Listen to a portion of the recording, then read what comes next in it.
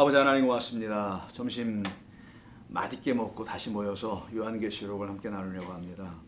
성령 하나님께서 우리를 인도해 주시옵소서. 예수님의 이름으로 기도드립니다. 아멘. 자, 10장이고요. 오늘은 10장 1절부터 한번 하나하나씩 다뤄갑니다. 오늘은 이렇게 생각하시면 돼요. 오늘은 기초적인 것을 다시 한번 잘 한번 또 다뤄본다, 이런 식으로 들어보시는 시간이 될 겁니다. 그래서 요한계시록에 나오는 어떤 말들을 낯설게 여기지 않도록 하려고 하는 거니까요. 하나하나씩 살펴보겠습니다. 1절 한번 읽어볼까요? 제가 내가 또 보니 힘센 천사, 힘센 다른 천사가 구름을 입고 하늘에서 내려오는데 그 머리 위에 무지개가 있고 그 얼굴은 해 같고 그 발은 불기둥 같다. 그 손에는 놓인 작은 두루마리를 들고 있고 그 오른발은 바다를 밟고 있고 왼발은 땅을 밟고 있고 사자가 부르짖는 것 같은 큰 소리로 외치더라는 거예요. 그가 외칠 때 일곱 무리가 그 소리를 내어 말하더라. 일단 여기까지만 좀 볼게요. 그러면 이 힘센 천사가 누구인가가 이제 궁금해지는 겁니다. 요한계시록에는 수많은 천사들이 굉장히 많이 나오잖아요. 근데 도대체 이 천사는 어떤 천사인가? 자, 결론부터 알려드립니다. 이 천사는 그냥 천사가 아니고요. 이거는 부활하신 그리스도를 말하려고 하는 거예요. 자, 성경에서 말라크라는 천사, 앙겔로스라는 천사는 말씀을 가져다 주는 그 목적이 있는 겁니다. 그래서 그리스도 예수께서도 그 천사로 표현되는 경우가 있다는 걸 여러분이 알고 계시면 되는 거예요. 그럼 왜 예수 그리스도이신가에 근거가 있어야 되거든요. 먼저 힘세다라는 이스크로스라는 단어는 그냥 힘이 센, strong하다는 게 아니라 이건 권능, 권세 이런 데 쓰는 거예요. 하나님의 능력을 말할 때 쓰는 겁니다. 예를 들어서 마태복음 3장을 보시면은 근거를 한번 볼게요. 다 볼 수는 없는 한 군데만 딱. 마태복음 3장을 보시게 되면 세례 요한이 예수님을 목하는 말이 하나 있어요. 세례를 할 때 11절. 나는 너희에게 회개하기 위하여 세례를 물러준다고 하죠. 물로로 세례를 베풀거니와 내 뒤에 오시는 이는 나보다 능력이 많으시니 나는 그의 신을 들기도 감당하지 못하겠노라. 그는 성령과 불로 너희에게 세례를 베푸실 것이다 라고 할 때 능력이 많으시다, 나보다. 요 능력 있죠. 요게 지금 오늘 본문에서는 힘센으로 돼 있어요. 이거는 단순히 힘이 더 세냐, 그럼 힘센 걸 갖고 뭐 할 거냐고요. 뭐 바위라도 들었다 놓겠다라는 거예요. 그런 힘셈은 아니겠죠. 성경에서 말하는 능력, 권세, 우리를 하나님의 자녀로 만드는 그 능력, 권세를 말할 때 쓰는 거거든요. 그래서 이런 단어는 그리스도 예수에게, 하나님에게만 사용되는 표현이라는 거 아시면 됩니다. 자, 두 번째는 그 1절, 오늘 본문의 1절에 보시면은요, 하늘이란 말이 나와요. 하늘. 나오나요? 10장 나가가지고 하늘 나오죠. 하늘은 도대체 여기서 무엇을 의미하길래 하늘이란 말을 썼느냐는 거죠. 하늘에서 구름을 입고 또 내려오기도 해요. 먼저 하늘부터 보겠습니다. 하늘을 단수로 보면은 어떤 뜻이 있고 또 복수로 볼 땐 또 어떤 뜻이 있거든요. 근데 여기는 단수로 쓰여 있으니까 단수만 한번 생각해 볼게요. 후라노스라는 이 하늘이 단수로 쓰여지면 정말 그냥 하늘 있죠. 하늘. 그 하늘을 말하기도 하는 거예요. 하늘은 세상에 하나밖에 없으니까 단수로 singular. 그 다음에 단수로 또 쓸 때는 어떤 하늘을 말하는 거냐, 눈에 보이려는 하늘을 얘기하는 게 아니라 보이지 않는 하늘인 하나님의 성소, 지성소를 얘기할 때도 사용되는 겁니다. 그래서 그 하늘로부터 오신 능력을 갖고 오신 분이라는 차원이 있다는 거고요. 구름을 입고 있다. 아니, 어떤 존재가 구름을 입고 있어요? 구름이 옷인가? 계시록 1장 7절에서 이미 다뤘었어요. 한번 잠깐 보겠습니다. 1장 7절 보면은요, 볼지어다 그가 구름을 타고 오신대요. 일단 구름을 타는 게 아니라, 기억나시나요? 혹시? 오래됐지만 구름과 함께해요. 계시록 1장 7절. 구름, 말씀과 함께 오신다는 거죠. 말씀이 된 존재들. 그래서 구름 기둥, 불 기둥이라는 게 있는 거잖아요. 그래서 오늘 이 천사에 대한 이야기 속에는 구름도 있고 불도 있어요. 그래서 다 말씀이신 하나님, 그리스도 예수를 상징하는 언어들로 썼다라는 거예요. 이걸 여러분 읽으시면서 아시면 되는 겁니다. 이걸 알고 있는 것과 모르고 있는 건 너무 차이 나거든요. 이게 우리 주님을 말하려고 하는 거구나라는 걸 알 수 있게 되죠. 그래서 구름도 단수로 쓸 때 물리적인 하늘에 떠다니는 구름이 있죠. 그걸 갖다가 표현하기도 하고요. 또 구름은 상징적으로는 하나님의 임재하심을 놓고 쓰는 표현이에요. 하나님의 영광, 임재 이런 걸로. 여러분 천사에게는 구름이 입혀졌다는 말이 성경에 단 한 군데도 나오지 않습니다. 천사가 구름을 입었다는 얘기 들어보셨어요? 없어요. 그런 건 오직 하나님 그리스도에게만 쓰는 표현이에요. 자, 그리고 더 나아가서 오늘 본문에 또 무지개가 있어요. 지금 1절을 하는 거예요. 1절. 무지개가 있다고 그래요. 그 머리 위에. 그러나요? 예, 무지개가 또 그 위에 있다고 하네요. 무지개는 4장 3절을 보세요. 앞에서 한 거니까 복습 차원과 다시 한번 뒤에 살펴보자고요. 4장 3절 보면 하늘에 열린 문이 있어서 하늘 성전을 보여주는 이야기 속에 3절 앉으신 보좌 앉으신 이의 모양이 벽옥과 같고 홍보석과 같고 또 무지개가 있어 라고 되어 있죠. 이건 하나님의 보좌 이걸 말하는 거거든요. 아무에게나 이런 말 쓰는 게 아니라는 거예요. 저런 걸 근거로 해서 우리가 알 수가 있습니다. 근데 무지개가 이렇게 나와 있는 것이 에스겔서에 또 나와요. 구약 성경 에스겔 한번 보세요. 죄송합니다. 에스겔서 1장. 오늘 본문에 에스겔서를 인용하는 게 2번이나 나옵니다. 항상 요한계시는 아시다시피 구약 성경을 총망라한 거라 그랬죠. 그래서 구약 성경 에스겔서 구약을 우리가 조금씩 해서 배우고 알아가야 되는 겁니다. 에스겔서 1장 첫 번째 장 26절을 보시면은요. 그 중에서도 28절을 보세요. 먼저. 그 사방 광채의 모양은 비 오는 날 구름에 있는 무지개 같으니 이는 여호와의 영광의 형상의 모양이라고 되어 있죠. 예. 무지개는 하나님의 영광, 하나님의 임하심으로 말하더라는 거예요. 그리고 거기서 음성이 들려요. 또 오늘 2절에서 음성 나온 거 기억나시나요? 일곱 우레의 소리 이런 거 똑같이 나간다는 거예요. 이렇게. 그래서 이런 걸 근거로 해서 보면 다 알 수 있어요. 그 다음에 나머지는 제가 생략할게요. 다시 본문 가서 보세요. 1부 때는 제가 생략하겠습니다. 그럼 거기 또 뭐가 나오냐면 해 나오죠. 해. 그 얼굴은 해 같다. 그 발은 불기둥 같다. 이런 말이 나옵니다. 이건 다 그리스도를 설명하고 있는 표현들이에요. 그냥 단순한 말이 아닙니다. 시간상 여러분들에게는 이걸 생략을 하고 지나가겠습니다. 10장 2절을 보시면 그 손에는 펼쳐진 펴놓인 작은 두루마리가 있대. 펼쳐졌다라는 거예요. 인봉이 어떻게 됐다 그래서 5장서부터 펼쳐지죠. 그래서 인해재앙이라는 게 재앙이 아니고 인이 떼어지는 건데도 그걸 알아듣지를 못하면 성경이 이렇게 펼쳐지는데도 그걸 못 알아들으면 그게 진짜 재앙을 맞는 거라는 걸 설명한 거죠. 그래서 인이 떼어졌기 때문에 이렇게 펼쳐져 있다라는 거예요. 지금. 그래서 10장에서는 그 손에 펴놓은 두루마리를 들고 있어요. 그래서 이 두루마리를 들고 계신 분이 5장에 있거든요. 그래서 확실히 그리스도인 거 아는 겁니다. 5장 1절 보시면은 이건 한번 읽고 지나가야 되겠네요. 한번 복습 오랜만에 한번 해보자고요. 5장 1절 내가 봄에 보좌에 앉으신 이의 오른손에 두루마리가 있네요. 여기도요. 똑같이. 근데 이거를 안팎으로 썼다고 하죠. 여기도. 7인으로 봉화해졌다고 합니다. 이게 성경 전체는 7 말씀으로 되어 있다라는 말인 거예요. 7 맹세의 말씀으로 되어 있다. 더 구체적으로. 오늘 본문에서 맹세라는 단어가 또 나옵니다. 7은 7 맹세, 약속이라는 거예요.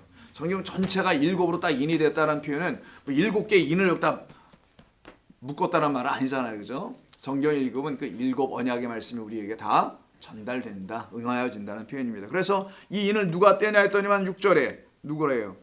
어린 양이네요. 그죠? 5절과 6절이 그 말을 하잖아요. 유다 지파 사자 다윗의 뿌리에서 이겼으니. 그래서 오늘 본문에 사자도 나옵니다. 보좌에 앉으신 그 오른손에 들고 계신 예수 그리스도께서 들고 계신 이 두루마리는 곧 사자 유다 지파다 관계가 있다는 것도 알고 계시면 되고요. 자, 그래서 누가 뛰냐면 그 어린 양이 나와서 뛰더라는 거예요. 그래서 7절 그 어린 양이 나와서 보좌에 앉으신 이에 하나님 아버지로부터 오른손에서 그 두루마리를 얻어 받아가죠. 이런 것을 보시면 저 손에 펼쳐진 책 다시 10장 가셔서 알 수가 있게 돼요. 자, 그렇게 일단 아시면 되고, 그러면 이게 단순한 그냥 책 두루마리가 아니죠. 우리에게 들려줘야 할 하나님의 말씀이라는 겁니다. 그래서 펴놓았다라는 말 쓴 거예요. 그래서 펴놓았다가 중요한 겁니다. 이게 안 나오냐? 펴놓았다. 이 펴놓았다라는 말은 아노이고입니다. 많이 들어보셨죠? 아노이고는 열리다, 오픈, 열다 이런 뜻이에요. 근데 이게 시제가 뭐로 되냐면 텐스가 과거 완료예요. 완료. 그 다음에 수동태입니다. past form으로 되어 있어요. 그럼 무슨 말이냐면 past voice 됐다는 것은 예전서부터 쭉 해왔다라는 거예요. 지금 어느 날 갑자기 열린 게 아니고 계속 시대마다 하나님의 말씀을 열어줬다라는 거예요. 어느 날 갑자기 어떤 사람들이 열어주고 그러는 게 아니라 역사 속에서 하나님의 말씀을 알아듣도록 당신의 영을 보내주셨다라는 얘기를 하는 거예요. 그래서 이게 완료로 지금까지 쭉 해오셨다. 근데 이게 우리에게 열려졌지 우리가 여는 게 아니다라는 것을 수동태라고 하는 거예요. past voice로 쓴다는 거예요. 되어진 걸로. 나의 수고를 요구하지 않는다는 거죠. 그래서 전에는 임봉되었던 것이 이 요한계시록 보면 5장 6장서부터 인이 떼어지잖아요. 6장만 봐요. 성경 계시록만 봐도 그때부터 10장에 오기 전 올 때까지 계속 하나하나씩 일곱 인이 다 떼어지고 여기 벌써 나팔입니다. 나팔은 인이 떼어지니까 그 안에 있는 글자들이 우리에게 어떻게 들려야죠? 하늘의 소리로 들려와야죠. 여리고성을 무너뜨리는 그 나팔 소리로. 그래서 인이 떼어져서 펼쳐지면 그게 소리가 돼 우리에게 하나님의 음성으로 들려지는 거. 요 순서예요. 그래서 그렇게 들려지면 내 안에 성령이 기름을 부으시는 거예요. 그래서 마지막에 대접재앙이라는 게 나오는 거예요. 재앙은 물론 아니지만 대접은 여러분 아시는 7 등대에 있는 그 올리브유를 감람유를 담아놔서 거기서 불이 밝아지는 불을 피우는 그 기름을 말하는 거거든요. 그게 하나하나씩 내 안에서 다 풀려져 나가. 그 7개가. 그러면 내 안에 뭐가 이루어지냐? 완성이 이루어진다는 거예요. 그러면 7 대접이 다 땅에 쏟으면 깜깜해지겠죠. 불이 꺼지는 거니까. 그래서 깜깜해지면 흑암이다. 근데 그거를 다른 말로 하면 사망이며 죽음이라고 하는 거예요. 그래서 첫 번째 하나님의 말씀 내게 오면 뭐부터 온다고? 사망을 가르치는 거라고 한 거예요. 사망이 내게 무엇인지 가르치는 거. 너는 어떤 의미에서 죽은 자인지 아니? 어떤 의미에서 우리는 죽을 수밖에 없는 존재인지 아니? 이런 걸 가르친다는 거예요. 성경이. 그걸 알아듣게 되면 그걸 깨달아 알아듣으니까 살아나는 거지 그걸 갖고 죽이는 게 아니잖아요. 아 그러면 살 길도 주시지 그럼 죽을 길만 알려줘요?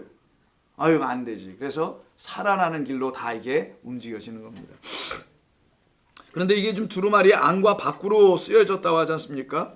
안팎으로 쓰여졌다라는 것은 안의 진리를 담아놓은 것이고 밖의 것을 가지고 안의 진리를 알아듣고 깨달으라고 하신 말씀이에요. 성경을 누가 이렇게 안팎으로 쓰지 않잖아요. 제 바깥에는 성경 전서라고 쓰였지 여기 무슨 성경의 내용은 없잖아요. 그런 안팎이 아니라는 겁니다. 하나님의 말씀을 주신 이 창조하신 모든 것 성경도 마찬가지고 이게 보이는 그냥 밖의 것이고 그걸 가지고 하나님이 당신을 그것을 통해서 계시에 열어주시면 안의 것이 드디어 보인다는 거예요. 그래서 성경을 읽어도 밖의 것으로만 읽는 사람들이 있을까 없을까요? 읽게 되는 거예요. 그래서요.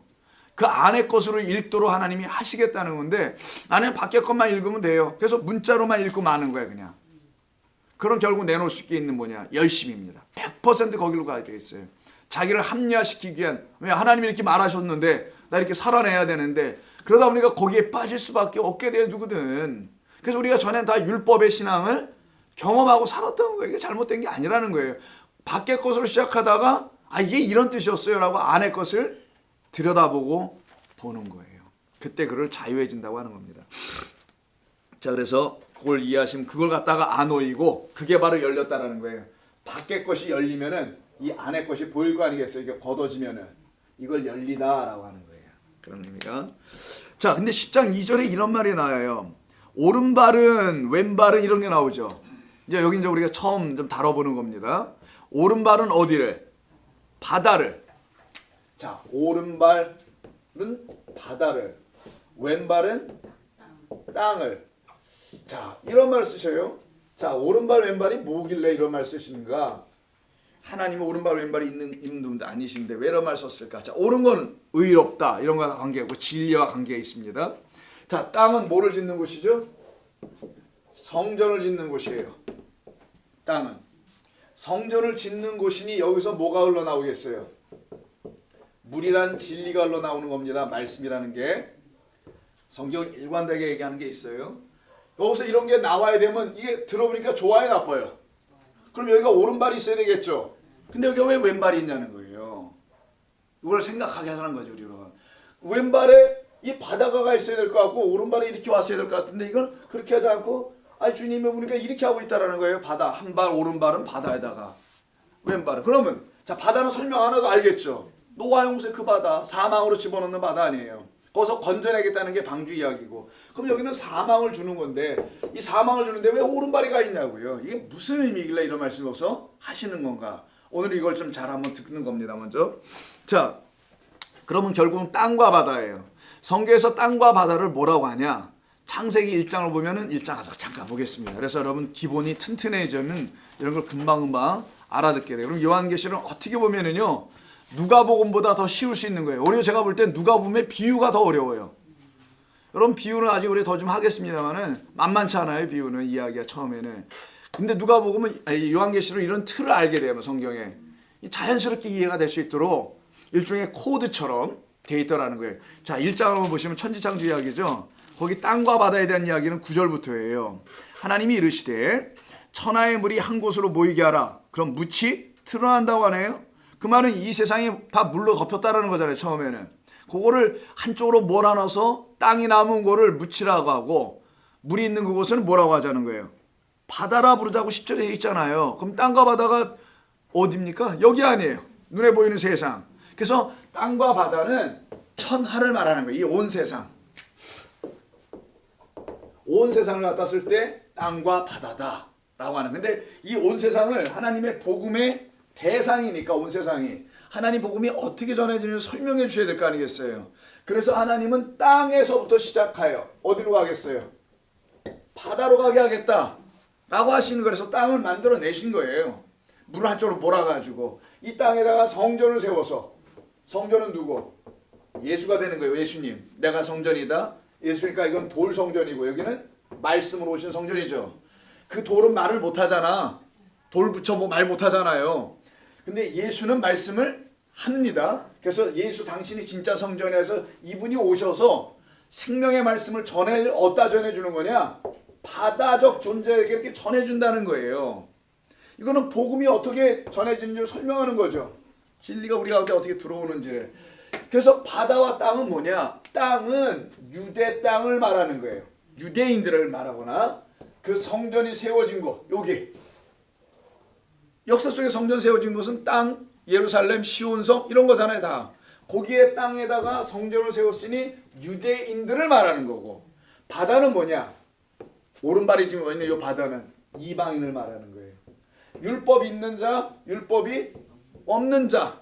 그러면 항상 성경 어디서부터 시작하냐? 율법이 있는 자서부터 시작해서 없는 자에게로 넘어가는 거예요. 그래서 그걸 알려주려고 내가 지금 바로 어디다 놨다라는 거예요. 이제는 오른발을 어디다 진리를 주고 복음을 주는 발이잖아요. 이게 복음의 발이라고 하는 오른발을. 이걸 내가 바다에 올려놨다라는 것은 복음이 어디로 갈 거라는 거예요. 이제는요. 온 세상을 향하여 가는데 출발은 유대 성전에서 시작해서 온 세상으로 뻗어나가게 하시겠다는 뜻을 10장 2절에 담는 겁니다. 그래서 우리에게까지 오는 거예요. 이게. 자, 그런 거 아신다면 사도행전 1장 8절 한번 보세요. 여러분 아마 암송도 하시는 분들이 이거 있기도 한데 사도행전 1장 8절. 자, 오직 성령이 너희에게 임하시면 너희가 권능을 받고 예루살렘과 온 유대와 사마리아와 땅끝까지라 그러죠. 시작은 어디서부터 합니까? 예루살렘부터 시작을 해요. 여기 성전 세워진대. 사도행전 1장 8절. 요한복음 바로 다음. 그러니까 사도행전 1장 8절을 보면은 시작점은 예루살렘이에요. 성전이 세워진 거기. 오른발은 거기서 시작했다는 거예요. 진리가. 예수님을 거기로 보냈지 딴 데로 보내지 않았잖아요. 그리고는 어디로 갑니까? 점점 확장되는 걸 보세요. 사마리아와 온 땅 끝까지라고 돼 있어요. 그래서 결국은 바다로 간다는 거예요. 왜 바다가 땅 끝인지 알겠어요? 우리는 바닷가 가보시면 다 아는 거잖아요. 땅의 끝에 뭐가 있습니까? 가보니까 바다가 있네. 그래서 땅 끝이 바다라는 거예요. 성경은. 근데 우리가 자연스럽게 이해할 수 있죠. 아, 땅 끝이 바다구나. 땅으로 시작하여 그 끝으로 가는 게 세상이구나. 성전으로 시작해서 성전이 없는 우리에게 오신 거구나. 성전이 있는 자 예수 그리스도가 우리에게 찾아오는 거예요. 기회. 그걸 땅 끝까지로 복음을 누가 전한다 그래서요. 성령이라고 돼 있잖아요. 성령이 임하시는 거라는 겁니다. 이게. 그렇게 해서 복음이 전해지는 것을 설명하는 거예요. 그래서 예를 들어 로마서 한번 봅니다. 사도행전 다음이 로마서니까 이런 말을 사도 바울은 많이 쓰게 되는 것도 이제 이런 이유 때문이라는 걸 알게 돼요. 로마서 1장 16절 보세요. 1장 16절. 내가 복음을 부끄러워하지 아니하노니 이 복음은 모든 믿는 자에게 구원을 주시는 하나님의 능력이 됨이라. 좀 아까도 능력 권능 나왔는데 사도행전에서도 능력이 되면 먼저는 유대인에게요. 여기가 오른발이 있었던 땅이었다라는 거예요. 근데 여기서 지금 발이 바뀌어갖고 어디로 갔다는 거, 오른발이 이방인 땅으로 갔다는 겁니다. 그래서 이방인의 사도로 사도 바울이 등장하고 많은 사도들이 이방 땅으로 간 거예요. 그래서 그러면 하나님의 진리의 말씀이 지금 옮겨졌다는 거잖아요. 유대 땅에서 예루살렘에서 다른 데로. 그럼 옮겨진다는 의미가 뭐냐? 옮겨진다는 것은 결국 어떤 것을 의미하냐? 하나님의 복음의 축이 바뀌어진다는 걸 말하는 건데, 그 의미를 잘 설명해 주는 것이 사도행전 13장에 있어요. 복음을 전하러 다닙니다, 사도들이. 13장 가서 보시면은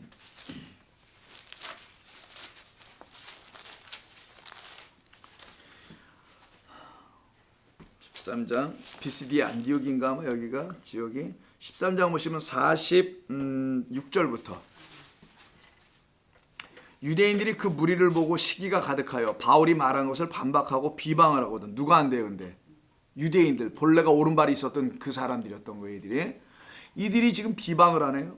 그래서 오른발이 어서 떨어져 나왔다는 게 진짜 생각이 될 수 있겠죠. 자, 바울과 바나바가 담대히 말하여 이르되 하나님의 말씀을 마땅히 먼저 너희 유대인에게 전할 것이로되, 이렇게 이미 했다라는 거예요. 그러나 너희가 그것을 버리고 영생을 얻기에 합당하지 않은 자로 스스로 자처하기로 하였기에 우리가 누구에게 간대요? 이방인에게 간다. 그럼 오른발 진리의 말씀이 어디로 간다는 걸 말해주는 거죠.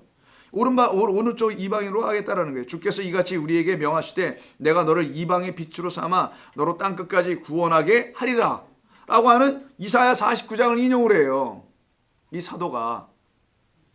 그러면서 하는 말, 이방인들이 그 말을 듣고 기뻐하여 하나님의 말씀을 찬송하며, 하나님의 말씀을 찬송한다네요. 하나님의 말씀을 듣는 자였더니만. 그래서 진짜 찬송은, 성도가 부르는 찬송은 하나님의 말씀으로 찬송하는 것이지 무슨 노래를 부르는 게 아니라는 거예요, 여러분. 이거 아시면 되고요. 영생을 주시기로 작정된 자는 다 믿더라라는 말이 나와요. 이게 하나님이 하시는 구원의 일이었다는 겁니다. 자, 그럼 결국 한번 정리해 볼게요. 요 10장, 요한계시록 다시 가셔서 10장 앞에가 9장이 있죠. 9장은 우리가 지난주까지 했던 것처럼 회개를 해야 되는, 회개를 안 하고 있는 그 무적행, 거짓 성전에 있는 사람들에 대한 이야기죠. 그 거짓 성전이 바로 어디라는 거예요? 지금 10장 2절에서 왼발이 놓여있는 땅이라는 거예요. 땅. 예루살렘 성전이라는 거예요. 여기가 돌로 지어져 있는 거기를 어떻게 하시겠다는 거예요? 하나님께서 거기에서 발을 띄어서 나의 오른발을 딴 데로 옮기겠다. 우리가 쭉 읽어보니까 다 그런 거죠. 그럼 복음이 단대로 넘어가는 거네요. 결국 앞장인 9장 전체가 무적행에 대한 이야기였었어요. 황충들 막 나오고 그런 거짓된 비진리를 전하고 있는 거짓 선지자들에 대한 이야기가 이 돌성전, 예루살렘 성전에서 이루어지고 있다는 얘기죠. 그럼 여기를 어떻게 하시겠다는 거예요? 없애시겠다라는 겁니다. 그래서 이 성전을, 여기를 없애고 내가 새 성전 세울게. 새 성전인 건 보이지 않는 성전을 이제는 성도라는 사람들에게 성령의 전으로서 내가 전을 세우시겠다는 겁니다. 그래서 옛 성전을 무너뜨리는 거예요. 역사 속에 실제로 무너지기도 했지만, 그리고 진리의 성령이 주시는 참된 복음으로 알아듣는, 그래서 구원받기로 작정된 사람이라는 거, 이게 그런 사람들에게는 복음을 전해줘서 온 세상으로 퍼져나가게 했다. 그래서 땅에서부터 땅 끝까지예요. 바다는 없어요. 땅에서부터 땅 끝, 그걸 바다라고 표현한 겁니다. 온 세상에, 여러분 바다에 가서 누가 복음을 전해요? 뭐 환자지. 땅 끝까지 가는 거예요. 그걸 내가 바다라고 표현하는데, 그 바다가 상징하는 거는 사망, 흑암 가운데 앉아있는 내 백성들이라는 거예요. 게다가 우리였으니까. 그런 우리에게 복음이 찾아온 거죠. 성령이 임하신 겁니다. 그래서 우리가 하나님 말씀을 듣고 그 같은 은혜와 기쁨과 소망 가운데 이렇게 사는 거예요. 일은 제각기 다르고, 뭐 먹고 살아가는 방식도 제각기 다르고, 배움도 다르고, 가정도 환경도 다르고, 남편도 또 죄다 다르잖아요. 성격들도, 아내들도 마찬가지. 이렇게 전부 다 뭔가 다른 것 같은데 우리에겐 하나 공통 분모가 있어요. 그것 때문에 성도로 교회 오는 거 아닙니까, 같이? 그게 바로 뭐냐, 우리에게 소망의 그리스도가 있는 겁니다, 말씀이. 그거를 지금 주시는 거예요. 그러면은 온 세상으로 땅과 바다, 바다와 땅으로 퍼져나가게 하는 거니, 이거를 우리 주님이 일하시겠다는 거에서 보여주는 거. 그래서 이 일은 천사가 하는 게 아니고, 힘센 천사 누가 와서 하는 게 아니라 그 능력과 권세를 갖고 계신 그리스도께서 우리의 신랑이 하시는 일이다 라는 걸 말합니다. 이때 3절에 10장 다시 가셔서 3절에 사자가 부르짖는 게 나오죠. 사자는 여러분 안 좋은 의미가 있어요. 또 좋은 의미도 있습니다.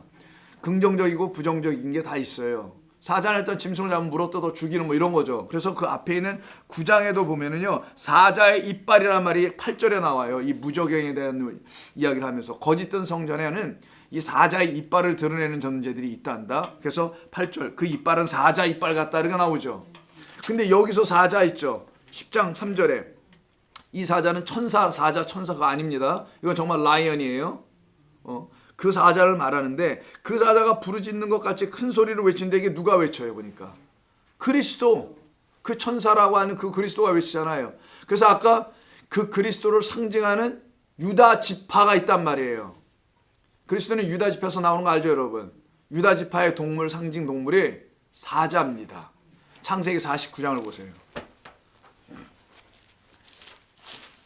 오늘은 기초를 좀 더 다져봅니다. 그래서 여러분 잘 이해하시라는 거예요, 이런 말씀을. 49장 8절부터가 유다에 대한 축복을 얘기하는 거예요. 12아들을 야곱이 축복하는 건데, 자, 유다야, 너는 내 형제의 찬송이 될지라. 내 자손이 내 원수의 목을 잡을 것이요 내 아버지의 아들들이 내 앞에 절하리로다. 유다는 사자 새끼로다. 사자가 나와요. 여기서 내 아들아, 너는 움킨 것을 찢고 올라갔도다. 그가 엎드리고 웅크림이 숫사자 같고 암사자 같으면 누가 그를 범할 수 있느냐? 누가 가서 암사자의 입속에 좀 들어가 있는 먹잇감을 빼내올 수 있는 자가 어디 있겠느냐? 그럼 이 암사자, 숫사자는 유다 지파에서 내려올 그리스도를 말하는 거잖아요. 우리 하나님으로부터 구원받은 성도가 누구에게 빼앗기지 않는다라는 걸 말하는 거예요. 제대로 된 말씀으로, 진리로, 성령으로 구원받았다면 안 뺏기는 거고, 그런 것이 아닌 걸로 받았다면 또 뭐 진짜 또 다른 사자가 나와요. 그 사자는 우는 사자예요. 돌아다니면서. 베드로전서 5장을 보세요. 요한계시록 좀 전에 있는데 베드로전서라고 있어요. 요한일서 직전에 베드로전서, 요한일서, 그다음 요한계시록입니다. 자, 여러분 아시는 그 베드로전서 5장 8절을 보시면, 베드로전서 5장 8절 382면 정도, 너희 염려를 다 주께 맡기라. 이는 그가 너희를 돌보심이라. 왜? 우리가 그의 먹잇감 됐기 때문에, 그에게 움켜짐을 당했기 때문에요. 그의 발톱에 걸려 들었다는 거예요, 우리가. 그래서 빠져나갈, 여러분 그 동물의 왕 같은 거 보시면은, Geographic National Geographic 보면 그 동물들의 이 이빨이 있죠, 송곳니. 이걸 영어로 fangs라고 합니다. 걔들한테 한번 물리면은 죽을 때까지 안 나요. 호랑이나 사자 이런 애들은 목숨, 여기 목이 생명이 끊어질 때까지 죽은 것만 먹거든요. 산 거는 안 뜯어 먹어요, 애들은. 그래서 꽉 물고 표본 봐요. 안 나요. 그걸 갖다가 움켜 잡은 것이다라고 아까 말한 거예요. 우리를 하나님께서 이렇게 잡아버리면은 빠져나갈 길이 없어요. 걔네 혼자 자기 감정으로 들락날락 했던 것 뿐이지. 괜찮습니다. 그런데 이 5장 8절을 보시면, 근신하라 깨어라. 너희 대적 마귀가 우는 사자같이래네. 자, 그러면 여기서 우리가 힌트를 하나 얻었네요. 사자는 건 사자 같은데, 즉 그리스도를 흉내내는 사자가 있다는 거 아니에요. 이 말은 그걸 적그리스도라고 하는 겁니다. 흉내는 스무리하게 내. 근데 보니까 우리를 결국 잡아먹어버려. 하나님께서 이 세상에서 마음대로 뛰어 돌아다니고 있었던, 그것도 야생에서, 사자 한번 생각해보자고, 정글에 뛰어다니고 있었던 우리라는 동물들을 와서 확 먹잇감으로 취하지 않았으면 우리는 계속 거기서 맨발로 뛰어다닐 사람들이에요. 딱 보니까 우리 뭐 모양새도 나오네. 맨발로 뛰어오는 모양새가 나을 것 같아. 제일 잘 뛰는 분. 그런 우리들을, 이 세상에서 방황하던 우리들을 와서 잡아내셨다라는 겁니다. 그에게 잡혀야 평안과 안식이 생기는 거예요. 근데 이 우는 사자가 있어요. 이게 또 다른 마귀가. 이 적그리스도를 말하죠. 사자를 흉내내는 자들이죠. 우는 사자같이 두루다니며 삼킬 자를 찾나니 그러기에 너희는 믿음을 굳건하게 하여 진리의 말씀을 깨달아, 이런 말이에요. 그를 대적하라. 그가 와서 너에게 거짓된 말로 하면은 그런 게 아닙니다. 성경의 말씀은 이렇게 말해 주는 걸 대적이라고 해요. 다른 건 아니고, 세상에 있는 너희 형제들도 동일한 고난을 당하는 줄을 알아야 한다. 이때 나오는 말이에요, 사자가. 그래서 유다 지파로 상징되는 겁니다. 유다 지파는 구원의 소식을 선포하는 것을 말하는 거예요. 근데 어떤 것을 선포하냐? 비밀을 선포해, 비밀. 좀 찾기 힘들어도 한번 이건 찾아볼까요? 아모스서. 호세아, 요엘, 아모스 이렇게 넘어가는 게 있거든요. 제가 아모스 페이지는 대략 제 성경으로, 자, 1270 이후로 3장이에요. 시간 드릴 테니까 한번 찾아보세요. 예, 선지서에서 이사야 좀 지나고 다니엘 저 지나고 호세아 요엘 이렇게 나와요. 그러면 3장에 8절입니다. 사자가 부르짖은즉 누가 두려워하지 아니하겠느냐? 주 여호와께서 말씀하신즉 누가 예언하지 아니하겠느냐? 아모스 1277면 3장. 누가 두려워하지 아니하겠느냐? 이 말을 하죠. 이때 사자가 나옵니다. 사자가 부르짖는데요. 근데 이걸 예언하지 아니하겠느냐 이런 말로 하네요. 그러니까 이 무슨 동물의 사자는 아닐 거고 어떤 걸 도대체 예언한다는 거예요. 7절 보세요. 그래서 주 여호와께서는 자기의 비밀을 그 종 선지자들에게 보이지 아니하시고는 결코 뭘 한 일이 없다. 다 말씀하시고 그것을 이루어내셨다는 거잖아요. 그 이루어내시는 그 소리를 내주는 자가 사자로 표현된 거예요. 하늘의 비밀을 가져온 자. 그 하늘의 비밀, 아버지의 비밀을 우리에게 알려주는 자. 그 아들이지 누구겠어요. 우리 유주님 예수님이라는 겁니다. 자, 10장 3절로 갑니다. 다시 본문. 이때 그가 외칠 때 이 사자가 그 예언의 말을 외치고 좀 전에 아모스를 보니까 비밀을 외치잖아요. 비밀입니다. 그래서 자, 비밀을 외쳐. 여러분 비밀을 외치면 돼야 안 돼요? 굉장히 말이 이미 모순이 있어요. 성경은요. 근데 사람들은 그냥 생각 없이 막 그냥 들어버려. 비밀은 외쳐도 못 알아듣는 사람이 있을까 없을까? 왜? 비밀이니까. 그래서 비밀이란 단어, 이 코드를 쓰는 거예요. 이 상징 언어를. 비밀은 비밀을 아는 자만 알아듣는 거예요. 그래서 뭐 이렇게 비밀을 막 가서 얘기해도 그걸 못 알아듣는 사람 앞에서는 비밀을 얘기해도 돼 안 돼? 아니, 못 알아듣는 사람 앞에서는 얘기해도 되는 거지. 안전한 거지. 진짜 비밀은 나하고 그 사람만 아는 거니까. 우리가 지난 밤에 뭐 한 게 있거든. 둘이만 그걸 다른 말로 살짝 얘기해. 그럼 둘은 알아듣는데 옆에 사람은 못 알아들어. 이걸 비밀이라는 거예요. 그 비밀을 선포하면 안 되거든요, 사실. 근데 선포를 해. 왜? 이거는 우리가 다 들어야 될 비밀이니까. 그걸 비밀이라는 거예요. 이걸 갖다 비밀 성경은. 이걸 갖다가 지금 아모스에서 얘기했잖아요. 근데 그 비밀을 부르짖는 소리를 여기서 설명하는 게 일곱 우레라는 좀 여러분 듣기에도 좀 어색한 말이 나오죠. 우레. 아, 이게 우레가 뭐예요? 우레가 요즘 누가 이런 말 써. 천둥이에요. 천둥. Thunder. 아니 나도 옛날 사람인데 아니 우레가 뭐냐고. 우레 좀 성경 좀 번역할 때 좀 요즘 말로 좀 해놓으시지. 이게 90년도에 번역했다는 건데도 우레가 아니고 그냥 일곱 천둥 소리예요. 천둥은 꽝 소리 나잖아요. 천둥이 소리 나는 이유는 아시죠? 뭐 때문에 소리 나는 거예요? 누가 와서 북 쳤어요? 번개는 아시죠? 라이트닝 위에서 그냥 내려 꽂은 거야 땅에다가. 그래서 거기서 부딪히는 소리가 난 게 던더예요. 그러니까 빛이 있어야 모두 나와. 소리가 나온다는 거예요. 그래서 빛이 있으라. 그부터 시작. 그래서 소리가 들리기 시작하네. 그래서 빛과 소리로 나가는 거예요. 그래서 던더를 말합니다. 그러니까 일곱 소리라고 합시다. 우리는 수리가 아니라 소리. 소리에 그냥 쉽게 얘기하면 이건 일곱 개 소리. 그럼 일곱 개 소리, 일곱 개 말씀이겠네. 이런 의미로 담은 거지. 아, 일곱 우레라니까 이게 무슨 엄청나게 뭐 대단한 어떤 것 같아 보였단 말이에요. 알아듣지도 못하는 말로 썼고 영어로도 쉽게 써놨을 텐데 아마 그냥 던더라고. 자, 그겁니다. 자, 그러면은 이 일곱 우레라고 되어 있는 이 천둥 소리 이게 뭘 의미하는지 이게 뭐와 관계 이게 지금 누가 하는 소리예요? 이게 전부 다 이 천사가 하는 거예요. 그건 잊어서는 안 돼요. 천사가 아니라 누구? 그리스도 예수께서 하시는 거라는 거죠. 그리스도 예수께서 이런 소리를 낸 적 있나? 그래서 요한복음 12장을 보자고요. 요한복음 12장에 이런 얘기가 나온단 말이죠. 나옵니다. 12장 28절부터 그러나 이때가 왔다 라고 하는 그 때가 있어요. 그게 27절이고요. 그리고 이때를 설명하는 게 28절. 아버지요 아버지의 이름으로 영광스럽게 하옵소서 하시니 이에 하늘에서 뭐가 나와요? 소리가 나오네요. 여러분 하늘에서 나오는 소리는 천둥 소리입니다. 그 번개가 쳐서 나오는 거, 그 소리가 들어오는 거, 그 소리 나오죠.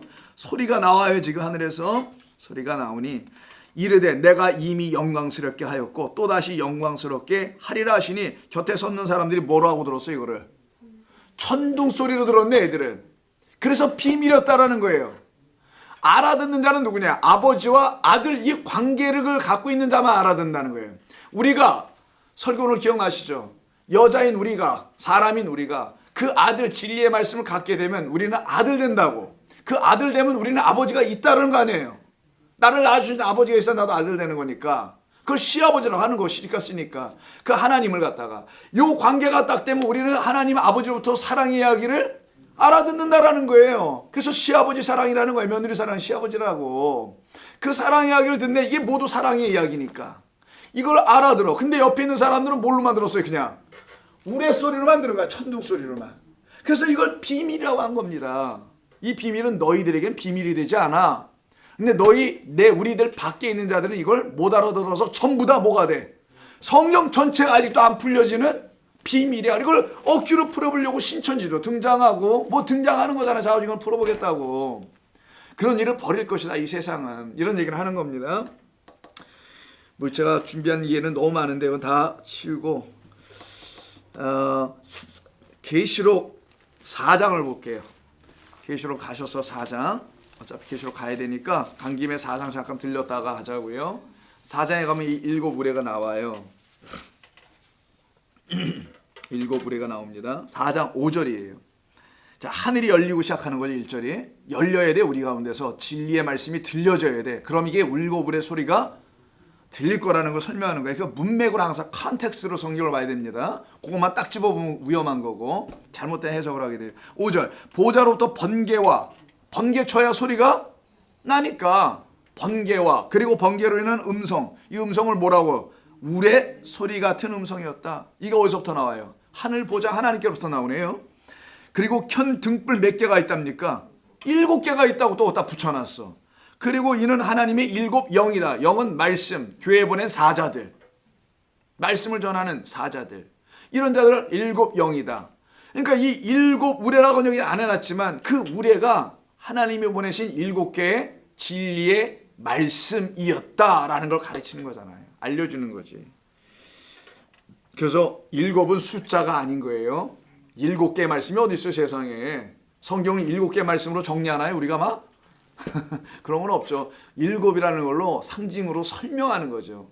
그래서 우리로 하여금 쉽게 이해하도록. 그래서 일주일도 꼭 7일이야. 너무 놀랍지 않아요? 성경도 7이 있고. 참 이걸 누가 장난으로 한 것도 아니고 우연도 아니고. 그래서 7 우레로 말할 때 10장 4절 갑니다. 다시 7 우레가 말할 때 어떻게 우레가 말을 해요? 앞뒤가 안 맞죠? 그러니까 이게 하나님의 말씀 그리스도가 하는 말이라는 거예요. 7 우레 7 천둥소리는. 7 우레는 말 안 합니다. 입이 있어요. 뭐 코가 있어. 이걸 하나님의 음성이라는 거죠. 말을 할 때에 이런 얘기를 해요. 자, 7 우레가 하나님 그리스도께서 진리를 선포해 줄 때 내가 기록하려고 했어요. 요한이. 내가 뭔가 이렇게 받아 막 적으려고 그랬어요. 여러분들 뭐 들으면 막 적으려고 그러잖아요. 그런 것처럼 이렇게 적으려고 하다가 또 한 소리가 들리기를 하늘에서 소리가 있어서 말하기를 7 우레가 말한 것을 임봉하라. 다시 어떻게 묶어버리라는 거예요. 들은 거를 네가. 기록하지 말라라고 하시네 갑자기. 그리고 내가 본 바다와 땅을 밟고 서 있는 천사가 그리고 내가 본 그 천사 예수님께서 하늘을 향하여 오른손을 들고 계세요. 요까지만 일단 보죠. 7 우레가 말합니다. 그리스도예요. 성령입니다. 기록하지 말라. 왜? 5절 6절을 봐야 돼요. 왜 기록하지 말라고 한 건가? 자, 내가 본 바다와 땅을 밟고 서 있는 그 천사 그리스도 예수께서 하늘을 향하여 오른손을 들고 세세토록 살아계시니 곧 하늘과 그 가운데 있는 물건이며 땅 가운데 있는 물건이며 바다 가운데 있는 물건을 창조하신 이를 가리켜 맹세라네요. 아까 맹세 나왔었죠. 7은 맹세라고. 이르되 지체하지 아니하리니. 지체하지 않을 테니까 요한아 그거 기록하지 마. 일단 이렇게 들려질 수 있죠. 그거 기록하지 않아도 돼. 지체하지 않으면 웨이트하게 하지 않을게. 내가 너 기다리게 하지 않을게. 그걸 뭘 적어놓고 그래. 그거를 내가 성령으로 들어갈게. 이런 걸 일단 담는 그런 말처럼 1차적으로 들리죠. 그래서 그리스도께서 오른손을 들고 맹세하시는 모습. 이 맹세하다가 나온단 말이에요. 자, 맹세하는 것은 거짓 맹세하면 안 되는 거예요. 그럼 화를 입게 됩니다. 그러나 맹세는 누구만 해야 된다는 거예요. 그래서 하나님만 하신다는 거예요. 그래서 산상순에서 너희는 도무지 맹세하지 말라. 뭐를 갖고 놓어도 하나님을 나 걸고 맹세할게. 뭐 나의 뭐 인격을 걸고 맹세할게. 뭐 이런 사람들이 있죠. 우리는 걸 인격도 없지만. 그래서 그런 걸로 아무것도 맹세하지 말라. 그렇게 가르쳐 주셨던 것은 하나님만이 맹세하시는 쉐바 7 말씀. 쉐바가 일곱이라는 뜻을 갖고 있고요. 동시에 맹세하다는 뜻을 같이 갖고 있어요. 이걸 어떻게 이렇게 만들었을까, 그죠? 나만이 일곱의 말씀을 너에게 맹세로 줄 수 있는 거야. 그곳을 부엘셰바로 가면은 쉐바는 우물이니까, 부엘은 우물이니까 일곱 진리의 말씀을 너희들에게 줄 거야. 이런 말이 되겠죠. 근데 일곱 개가 아닙니다. 하나를 주는 거예요, 진리. 모든 성경을 하나로 이해. 어딜 봐도 그 말, 어딜 봐도 그 말. 이런 걸로 다 이해하도록 하나를 주는 거지. 일곱 개로 하면 우리 같은 머리 나쁜 사람들은 헷갈려서 어떻게 하려고. 그게 아니었던 거죠. 그래서 지체하지 아니하시겠다고 하는 거예요. 오늘 중요한 거 같습니다. 지체하지 않는다. 이건 알아야 돼. 6절이에요. 그래서 내가 지체하지 않는다? 그러면 빨리 오겠다는 거잖아요. 지체하지 않을 것이라 했어요. 근데 이게 미래형 같아 보이죠? 근데 이게 이미 과거형입니다. 근데 이게 말이 안 맞잖아. 우리말로 이해하려니까. 그러니까 이걸 그냥 미래로 써버렸어요. 미래형으로. 이미 다 이루어졌다라는 거예요. 과거라는 거는. 이미 happened. will happen이 아니고 happen 했다라는 거예요. 이미. 내가 우리 안에서 다 이루어졌단다. 문제는 너희들이 알지 못한 것뿐이야. 내가 이미 다 창조해줬다. 근데 너는 이 창조만 바라보고 있네. 여기 묶여가지고. 그러면 이거에 묶이지 않고 내가 해놓은 걸 다 깨달으면 아유 하나님이 이미 다 하셨군요 라고 그때는 몰라도 훗날은 알게 될 거 아니에요. 그래서 알게 될 그 사람의 입장에서 미래형으로 우리가 이해할 수는 있지만 하나님의 입장에서 쓴 거니까 이게 하나님의 일하심의 입장에서 쓴 거잖아요. 당신이 하는 일. 그러니까 이미 이거는 완료된 거지. 우리에게는 차차 깨달아 알게 되는 일들이고 남아있을 뿐이고요. 이걸 설명한 게 지체하지 않는다는 거예요. 자, 지체하지 않는다라는 것은 하나님께서 행하시는 일을 반드시 다 이루어내시겠다는 거예요. 먼저 창조하신 것을 첫 번째 아니라고 합니다. 이건 새 것이 아니야 지금. 이게 떠나가야 돼. 우레소리를 내면서. 그렇게 나와요. 이 하늘이 말려가면서 베드로후서에 보면은 다 떠나가야 돼. 그리고 새 하늘이 그리스도가 나에게 진리가 되어 다시 오셔야 된단 말이에요. 그것이 오시기 전까지 그가 오시기 전까지는 우리는 알질 못해요. 근데 내가 이거 빨리 해줄게. 내가 빨리 해줄게. 지체하지 않을 것이다. 그래서 마태복음 24장 한번 보시면은요. 마태복음 24장은 멸망에 관계된 이야기가 기록되어 있어요. 이거로 사람들은 종말론으로 연결시키는데 이거는 예루살렘 성전의 멸망을 얘기하는 겁니다. 근데 여러분 아시죠? 우리는 예루살렘 성전 돌성전 하나 무너뜨리는 게 예수님의 뜻이겠어요? 아니잖아요. 우리 안에 있는 거짓된 성전을 영원히 없애버리겠다는 걸 요 예루살렘 성전으로 요 땅, 그래서 왼발 밟은 겁니다. 밟고서 여기 무너질 거라고 가르쳐줘서 우리 안에 있는 거짓된 성전들을 다 무너뜨리겠다라는 걸 얘기하는 거지. 그래서 사흘 만에 부활시키는 거 아니에요, 우리를 다시. 사흘 만에 내가 다시 일으켜줄게. 그런 성전을 얘기하는 거지 예루살렘 저 돌성전 얘기하는 게 아니란 말이에요. 그건 1000개를 짓던 10,000개를 짓던 인간들 알아서 자기들의 논리를 위해서 정치를 위해서 하게 될 거 뻔하고 우리는 성경이 말하는 하나님의 백성 자녀들에게만 주시는 말씀이 있단 말이에요. 그것만 들으면 되는 거고. 자, 이때 24장은 바로 예루살렘 돌성전의 멸망에 관계된 이야기, 진짜 우리 안에 있는 거짓 성전의 멸망에 대한 이야기를 하는 거예요. 그때 34절을 보세요. 무화과 나무 저주한 다음에 하시는 거예요. 내가 진실로 너에게 노느니 이 세대가 지나가기 전에 이 일이 다 일어날 거야. 그럼 이 세대로 하죠. 그럼 이 사람들이 살았던 그 세대잖아요. 맞아요. 이거는 이 세대는 예수님이. 그래서 이 세대 안에 여기 성전이 멸망돼요. 예수님이 30년 되니까 앞으로 30년 좀 넘으면 로마 사람들이 전장하러 와서 여기를 다 불태워 없애버린단 말이에요. 이 성전을. 그리고 그때부터 디아스포라 주이시라고 해가지고 온 세상으로 다 disperse, 흩어져 버리는. 그래서 유대인들이 유리방어하는 거잖아요. 유럽으로 가든 아시아로까지 가든. 중국에도 유대인 타운 있는 거 아세요? 러시아도 있고 다 있단 말이에요. 한국에만 없어. 대동강변에서 옛날에. 여러분 북한의 대동강 아시죠? 평양에 있는.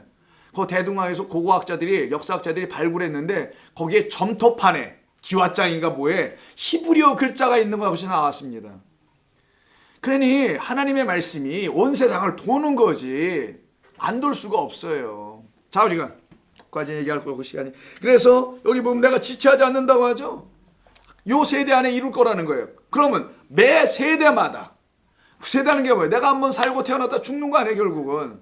그 세대 안에는 하나님의 말씀을 알려줄까, 안 알려줄까? 알려주시지. 안 알려주면 우리 어떻게 하라는 거예요? 안 알려줬다고 생각하니까 맨날 종말론에 가지고 오실 그리스도 재림의 예수를 매일 기다리고 앉아있는 거야. 이해하셨어요? 근데 내 이 시대에 다 해줄게. 요거는 예입니다, 예. 예루살렘 성전이 멸망하는 건 요 시대에 이루어질 거야. 그러면 내 시대에서 멸망당하의 성전은 나였는데 그것도 이루어줄게라고 들어야 되는 거 아니겠냐고요. 그게 진리가 내게 온다는 겁니다. 성령이. 그럼 우리는 성령의 전으로 바뀌는 거야. 요걸 이루어진다는 거예요. 요것을 이루시겠다라는 것이고, 그래서 첫째 하늘인 이 창조 안에 담아놓으신 구원과 영생의 비밀을 풀어서 안오이고 오픈해서 열어주실 분은 그 아들 그리스도 예수께서 아버지께 맹세한다는 거예요. 그래서 오늘 본문에 맹세가 나오는 거예요. 제가 맹세합니다. 뭐라고 해서 맹세했어요? 10장 2절에서 다시 가서 봅니다. 이제 10장 2절이 아니라 6절. 아버지를 향하여 그래서 창조가 나오는 거예요. 첫째 하늘 창조가 6절이. 창조하신 그분에게 맹세하여 이르되 지체하지 아니하리라. 지체하지 않겠습니다. 반드시 이루겠습니다. 당신이 나에게 맡겨주신 구원받기로 작정된 자들 안에 내가 죄다 들어가서 내가 이걸 다 이루어 내겠습니다. 이런 말이 아니겠냐고요. 그래서 비밀이란 알아듣는 자들에게는 비밀이 더 이상 될 수 없고, 그때부터는 비밀이 아니고 시크릿이 아니라 무스테리온. 이 비밀이란 단어는 무스테리에서 나온 거예요. 시크릿이 아니에요. 신비, mystery.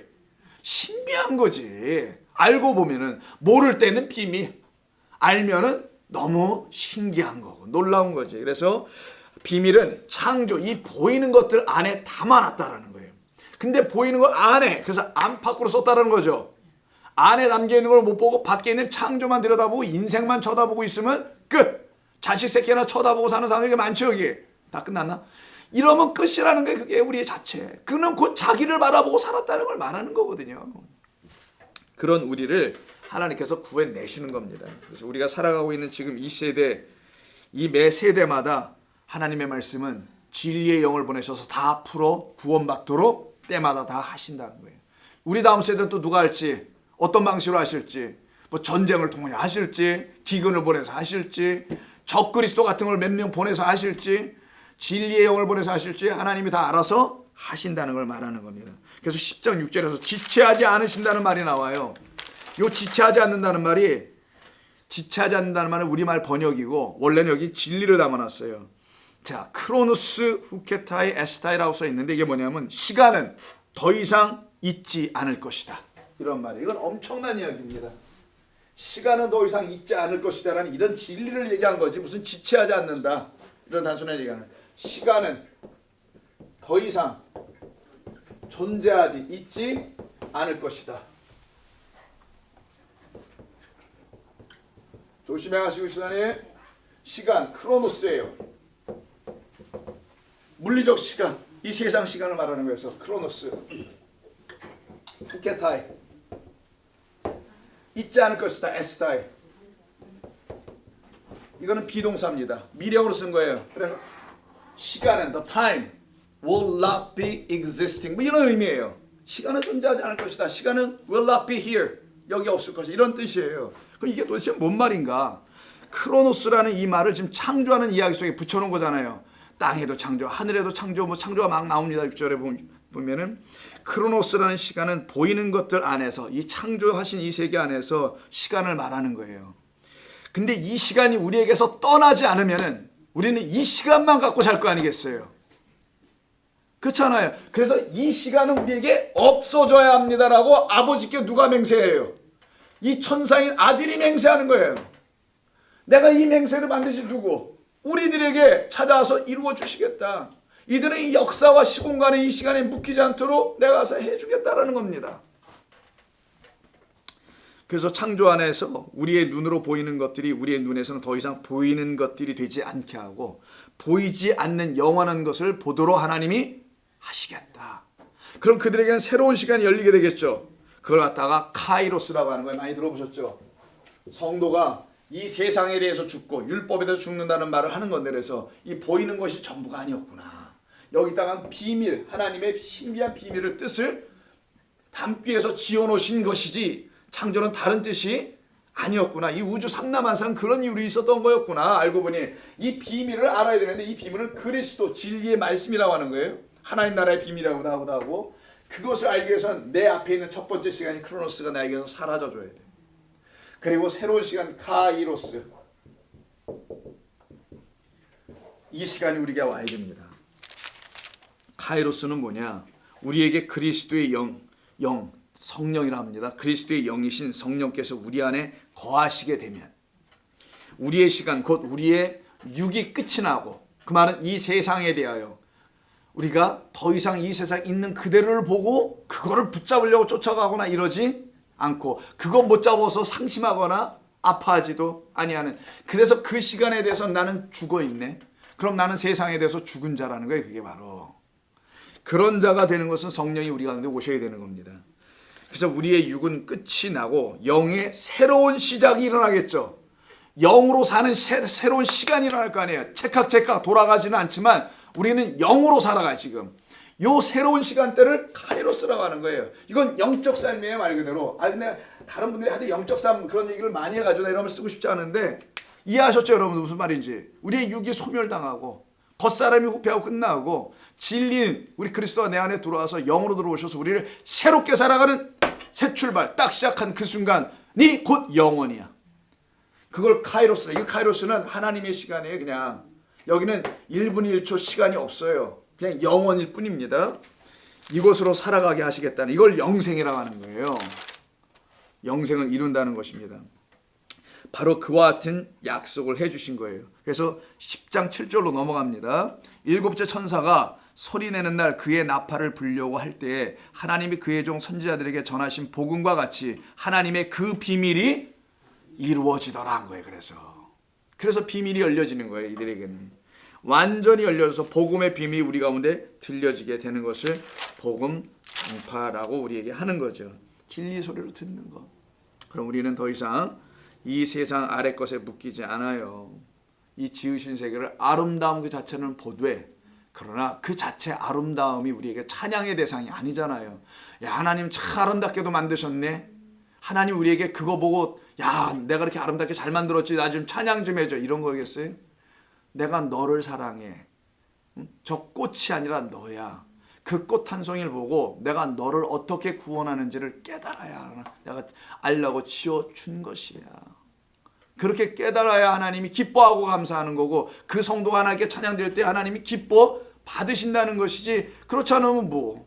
예술가들이, 여러분 우리 예수 믿는 사람보다 시인들이 얼마나 멋지게 표현해요. 그럼 그들은 뭐 예수 안 믿고 다 구원받겠네. 그러면 참 아름다워라 주님이 지으신 이 세계는, 뭐 이렇게 하면 다 되는 거예요. 이게 아니라는 거예요. 이 보이는 모든 것은 보이지 않는 그 뒤에 있는 비밀로 감춰져 계신 영원하신 하나님을 드러내시기 위해서 이런 일을 하신 거였구나 라는 걸 깨닫게 되면은, 내 육적 삶은 이걸 가지고 뭘 도모하려고 욕심이나 내고 했던 그런 모든 삶을 참 어땠구나 내가. 이걸 일순간에 깨달아 아는 거예요. 그래서 여기는 한 장 읽고 끝내겠습니다. 고린도후서. 이건 읽고 끝낼게요.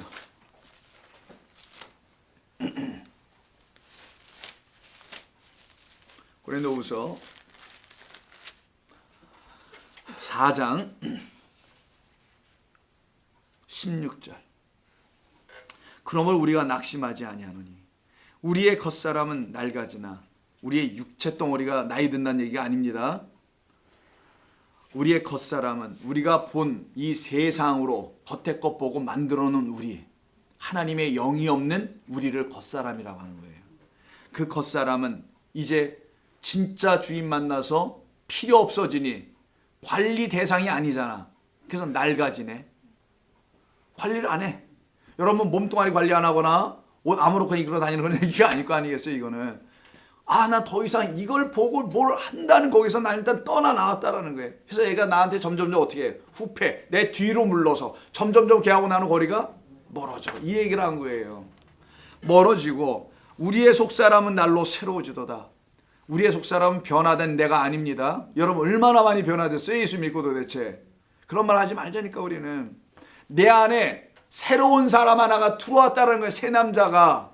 그걸 신랑이라면서요. 새로운 신자에다 신랑 남자. 그래서 새로운 남자, 그게 내게 누가 돼? 그 그리스도 예수께서 나에게 내 남자가 돼버리네.